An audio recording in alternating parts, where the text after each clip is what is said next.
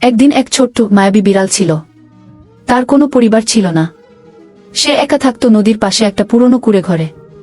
সেই দিন সকালবেলা সে নদীতে গেল। অনেক চেষ্টা করে সে একটা বড় বড় মাছ ধরে আনল। খুশিতে মন ভরে গেল তার।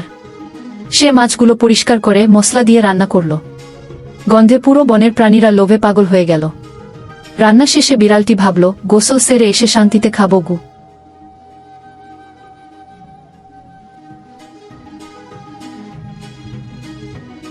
সে নদীতে গোসল করতে গেল। আর তখনই ঘটে গেল ভয়ঙ্কর ঘটনা। একটা ধূর্ত কুকুর মাছের গন্ধ পেয়ে সেখানে চলে এলো।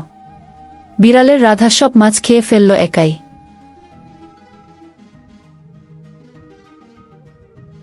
বিড়ালটি ফিরে এসে দেখে তার এত কষ্টের রান্না করা মাছ কিছুই নেই। সে মাটিতে বসে কান্নায় ভেঙে পড়ল। তার চোখ থেকে অশ্রু ঝরছিল।